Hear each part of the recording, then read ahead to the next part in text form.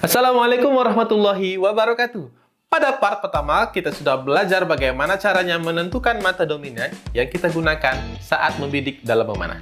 Dan pada part kedua ini, kita akan belajar beberapa teknik yang digunakan dalam membidik saat memanah.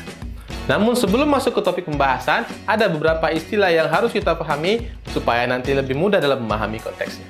Yang pertama, sight picture, yaitu adalah gambaran yang kamu lihat saat kamu berada pada posisi full draw atau tarikan penuh.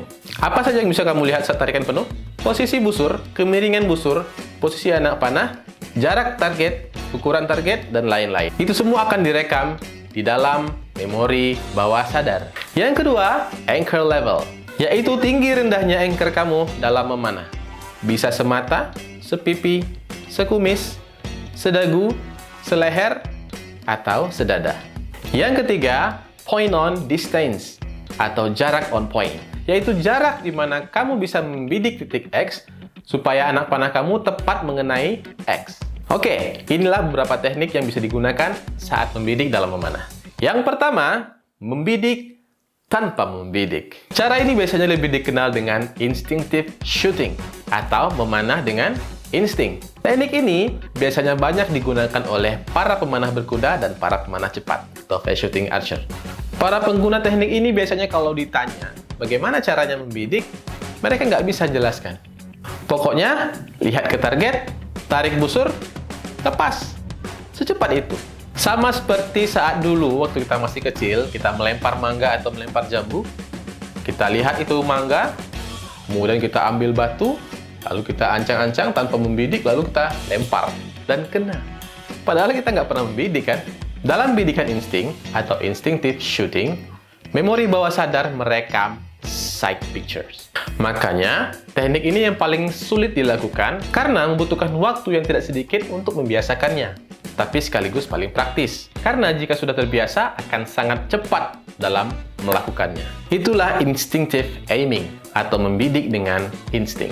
Cara yang kedua, yaitu membidik on point. Membidik on point, yaitu cara membidik dengan mengarahkan poin anak panah persis menempel pada titik X. Namun, teknik ini biasanya hanya bisa digunakan pada satu jarak saja, yaitu pada point on distance. Misalkan, point on distance-ku adalah 50 meter. Maka jika aku memanah di jarak 50 meter, aku harus mengarahkan anak panahku menempel tepat pada titik X supaya anak panahku bisa mendarat tepat di titik X. Namun, jika jarak dikurangi menjadi 40 meter misalnya, maka aku harus membidik sedikit turun ke bawah dari titik X supaya anak panah bisa mengenai titik X. Atau, jika jarak ditambah menjadi 60 meter, maka aku harus membidik sedikit ke atas dari titik X supaya anak panah bisa mengenai tepat di titik X.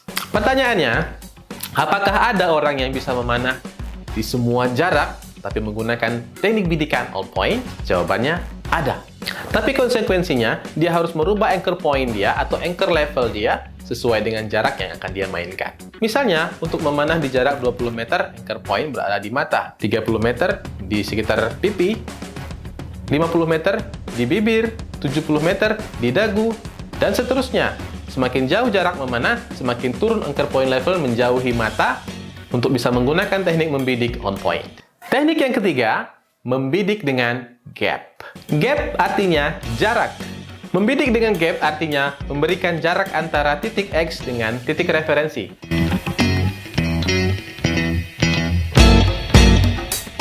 Titik referensi bisa berarti point, shaft, atau limbs busur kita. Supaya anak panah kita tepat mendarat di titik X, kita tidak harus membidik di titik X. Kita bisa memberikan jarak pada bidikan kita.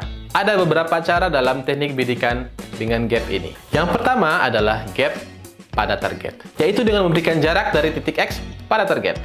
Misalkan, aku memanah di jarak 50 meter dengan busur 35 pounds dan anak panah beratnya 28 gram, anchor point di sekitar bawah cuping telinga selevel dengan bibir. Maka aku harus membidik sedikit ke atas dari titik X supaya anak panah tepat mengenai titik X. Jika jarak tambah lagi menjadi 70 meter misalnya, maka aku harus menaikkan sedikit lagi titik bidikanku, mungkin sekitar bagian atas dari target atau mungkin lebih di atasnya lagi. Kalau sudah melebihi atas target, kita bisa mencari benda-benda yang tidak bergerak mungkin pohon, mungkin bendera di atas target, dan lain-lain. Tapi, jangan menjadikan benda yang bergerak untuk menjadi referensi dalam membidik. Misalnya awan. Awan bisa berpindah. Bisa jadi di seri pertama kamu membidiknya tepat, tapi saat di seri kedua, awannya berpindah dan akan menyebabkan tembakan kamu berubah. Yang kedua, gap pada shaft, yaitu dengan memberikan jarak dari titik X dengan menggunakan ukuran shaft.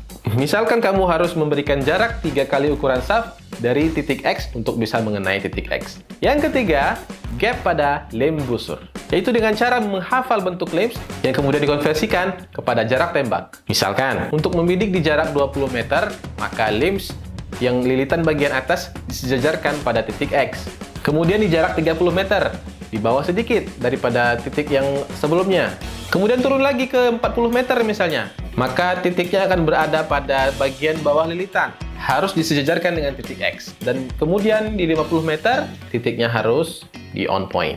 Nah, itu dia beberapa teknik yang digunakan saat membidik dalam memanah. Yang pertama, bidikan dengan menggunakan insting. Yang kedua, bidikan on point. Yang ketiga, bidikan dengan gap atau jarak. Kalau aku biasanya menggunakan teknik bidikan dengan gap, yaitu gap pada target.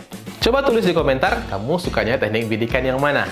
Terima kasih sudah menonton, like kalau kamu suka dan dislike kalau kamu tidak suka. Share video ini ke teman-teman kamu yang ingin belajar membidik untuk memanah. Dan jangan lupa subscribe dan tekan tombol loncengnya untuk mendapatkan notifikasi video-video terbaru dariku. Itu saja untuk video kali ini. I'm Adi Teroza and until next time, keep shooting.